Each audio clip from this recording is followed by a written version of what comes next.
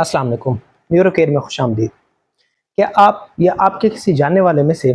खुदा न खास्ता किसी को गिरने की वजह से या किसी एक्सीडेंट की वजह से सर की चोट लगी हो और उसके बाद उसको चक्कर आना, दिमाग का सुन्न होना, उसकी शख्सियत में तब्दीली आना, जैसा कि ज़्यादा गुस्सा करना, चिड़चिड़ापन, काम में दिल ना लगना, लोगों से बात करने का दिल ना करना और काम में उसकी परफॉर्मेंस का कम हो जाना, सर का दर्द, किसी चीज़ पर फोकस ना रहना, हर वक्त गलूदगी में रहना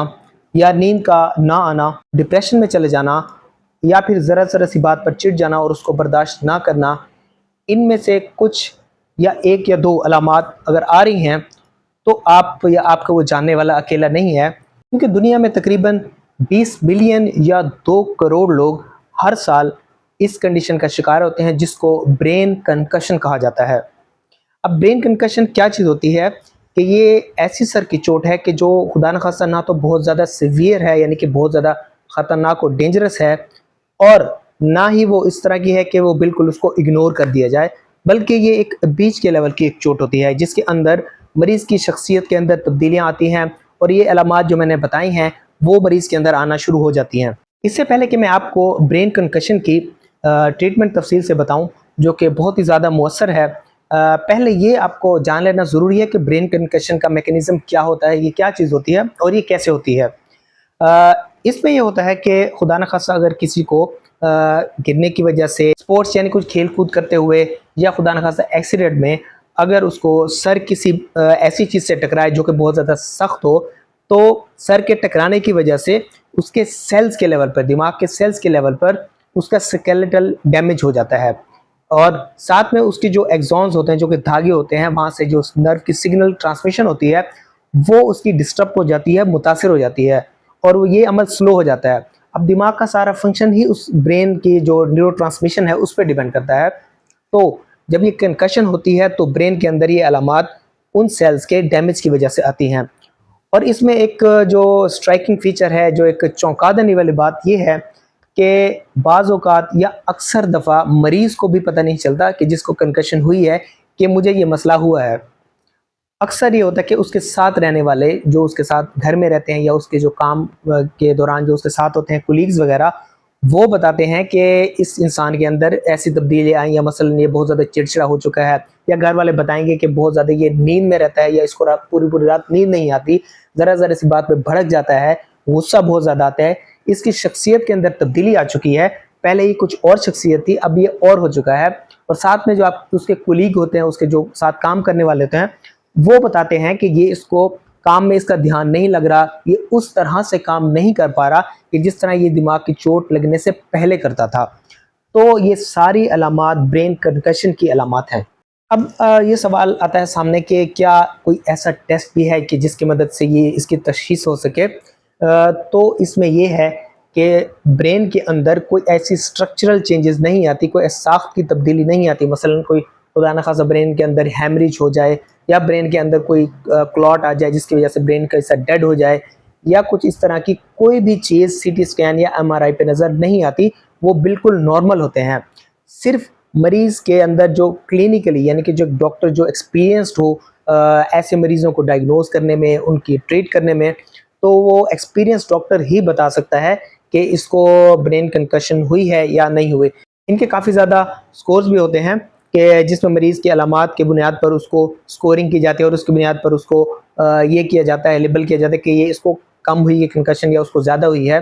अब चलते हैं इसके सबसे ज़रूरी और इम्पोर्टेंट पोर्शन की तरफ कि इसका इलाज क्या है, इसकी ट्रीटमेंट क्या है। अब इसके जो इलाज है उसको दो हिस्सों में डिवाइड किया जा सकता है। एक हिस्सा तो ये है कि उसका एहतियात, जो कि बहुत ही ज़्यादा इम्पोर्टेंट रखता है, और दर हकीकत ये इलाज जो है, उसकी इलाज से मुराद यानी कि मेडिसिन वगैरह है, उससे बहुत ज़्यादा इम्पोर्टेंस रखता है ये एहतियात वाला जो पोर्शन है, जो कि मैं आपको बताने जा रहा हूँ। इसमें जो सबसे पहली चीज़ जो एडवाइस की जाती है डॉक्टर्स की तरफ से, वो ये है कि ऐसे मरीज़ को रेस्ट की ज़रूरत होती है, उसको आराम की ज़रूरत होती है। अब रेस्ट इस तरह से नहीं कि उसको बिल्कुल ही कामकाज से अलग कर दिया जाए, उसको कमरे में बंद करके कुंडी लगा दी जाए या उसको कहा जाए कि आपने बाहर ही नहीं निकलना, तो ऐसा कुछ भी नहीं है। रेस्ट से मुराद ये है कि इस चोट लगने से पहले, ब्रेन कंकशन से पहले,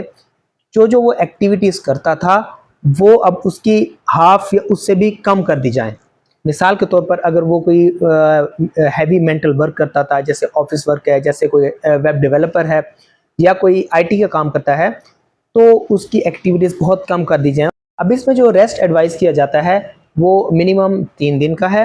اور علامات پر ڈیپینڈ کرتا ہے کہ اس کی علامات کب یہ ختم ہوتی ہیں یا کم ہوتی ہیں، تو یہ بڑھ کر 1 ماہ تک بھی ہو سکتا ہے۔ 1 ماہ تک برین کنکشن کی بعض مریضوں میں علامات آ سکتی ہیں۔ اب اس عرصے کے دوران کہ جب وہ گھر میں ریسٹ کرے گا، ایون کہ وہ ساری اپنی کھانا پینا، بات چیت تھوڑی بہت کرنا اور اپنے چھوٹے موٹے گھر کے کام کرنا، وہ اس کے علاوہ جو ریسٹ کرے گا، تو اس عرصے کے دوران مریض ڈرائیو نہیں کر سکتا، کوئی کار، سائیکل یا موٹر بائک اس کو نہیں چلا سکتا، کوئی ہیوی یا بھاری مشینری، مثال کے طور پر کوئی کرین وغیرہ چلاتے ہیں یا کوئی اس طرح سے انڈسٹریل مشینری ہوتی ہے جو کارخانوں میں مشینری ہوتی ہے، تو وہ بھی آپریٹ اس کو نہیں کرنی چاہیے۔ اس کے علاوہ وہ کسی فزیکل سپورٹس میں حصہ نہیں لے سکتا، ایسی سپورٹ جس میں ایک دوسرے کے ساتھ انٹریکشن ہوتا ہے، جیسے فٹ بال ہے، جیسے ہاکی ہے، اس طرح کی جیسے ریسلنگ ہے، تو ایسی سپورٹس میں وہ اس عرصے کے دوران حصہ نہیں لے سکتا۔ اور سب سے ضروری بات اور وہ یہ کہ مریض کو یہ یقین دلانا ہے کہ اس کو خدا نہ خواستہ کوئی بھی سیریس مسئلہ نہیں ہے، یہ ایک نارمل چیز ہے جو کہ دماغ کی معمولی چوٹ سمجھی جاتی ہے، اور وہ ہے، اور یہ کچھ عرصے میں تھوڑی سی احتیاط اور کچھ علاج سے یہ خود بخود بہتر ہو جاتی ہے۔ خدا نہ خواستہ ایسا کوئی سیریس مسئلہ نہیں ہے، حالانکہ اس کی علامات بہت زیادہ الارمنگ بھی ہو سکتی ہے، جیسے بہت شدید سر کا درد، غنودگی وغیرہ۔ تو اگر اس کا سی ٹی اسکین نارمل ہے، اس کے اندر خدا نہ خواستہ کوئی بلیڈنگ نہیں ہے، کوئی ہیمریج نہیں ہے، تو اس کو پریشان ہونے کی ضرورت نہیں ہے، اور نہ ہی اس کے ساتھ والوں کو پریشانی کی ضرورت ہے۔ ان کا فرض یہ بنتا ہے کہ وہ مریض کو تسلی دلائیں۔ اور ایک بات جس پہ میں بار بار سٹریس دوں گا، بار بار ایمفیسائز کروں گا، اس کو بار بار زور دوں گا، اور وہ یہ کہ ہمیشہ ہیلمٹ کا استعمال کرنا چاہیے ہر انسان کو جو بھی بائک چلاتا ہے، اور اس بندے کو تو خاص طور پر کرنا چاہیے کہ جس کو پہلے برین کنکشن کا مسئلہ یا سر کی چوٹ کا مسئلہ ہو چکا ہو۔ کیوں؟ کیونکہ برین کنکشن میں زیادہ تر مریض کو صرف ایک چانس ملتا ہوتا ہے۔ دوسری دفعہ جس بھی مریض کو برین کنکشن ہوتی ہے تو وہ نارملی بہت سیریس کنڈیشن ہوتی ہے، تو آپ نے ہمیشہ ہیلمٹ کا استعمال کرنا ہے۔ اس کے علاوہ ایک بات یہ کہ جو کہ کافی کنٹروورشل بھی ہے، اس پہ کافی ڈیبیٹ ہو رہی ہے کہ آیا یہ صحیح ہے یا نہیں ہے، تو بہرحال احتیاط ضروری ہے، اور وہ بات یہ ہے کہ ریسرچ سے یہ بات سامنے آئی ہے کہ برین کنکشن یا دماغ کی چوٹ لگنے کے کم از کم 48 گھنٹے تک آپ کا اسکرین ٹائم کم سے کم ہونا چاہیے، یعنی اس عرصے کے دوران موبائل فون، لیپ ٹاپ یا ٹی وی کا استعمال بہت کم کرنا چاہیے، کیونکہ جو ایک ویژول سٹیمولیشن ہوتی ہے جو آپ اسکرین پہ دیکھ رہے ہوتے ہیں، تو اس کی وجہ سے آپ کی ہیلنگ پہ، آپ کی اس برین کنکشن کی جو صحتیابی ہے اس پر برا اثر پڑتا ہے۔ اب چلتے ہیں کہ اس کی کوئی ایسی دوائی بھی ہے کہ جس سے مریض ٹھیک ہو جائے یا فوراً ٹھیک ہو جائے، تو ایسی کوئی بھی دوائی نہیں ہے کہ جس کی مدد سے یہ کنکشن جو ہے نا ایک دم سے ٹھیک ہو جائے۔ اس کی جو بیسٹ دوائی ہے وہ اس کی ریسٹ ہی ہے۔ اس کے علاوہ اس کی علامات کو دیکھتے ہوئے کچھ ادویات کے استعمال کی ضرورت پڑ سکتی ہے، جو کہ آپ اپنے ڈاکٹر سے مشورہ کریں گے تو وہ آپ کو اس سلسلے میں گائیڈ کریں گے۔ اب آخر میں 2-3 ایسے ڈینجر سائن جن کا میں ذکر کروں کہ اگر وہ اس مریض میں ہوتے ہیں جس کو برین کنکشن ہوئی ہے،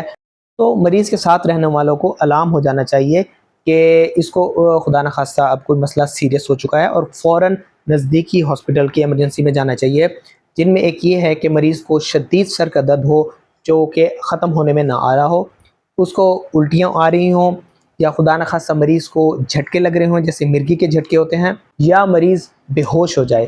تو ان صورتوں میں فوراً مریض کو قریبی ہسپتال کی ایمرجنسی میں لے کر جانا چاہیے۔ اس کے علاوہ بھی اگر آپ اس سلسلے میں مزید کچھ جاننا چاہیں تو آپ نیچے کمنٹس میں بھی ہم سے پوچھ سکتے ہیں، اور اس واٹس ایپ نمبر پر بھی ہم سے رابطہ کر سکتے ہیں۔ اگلی ویڈیو تک کے لیے اجازت دیجیے۔ اللہ حافظ۔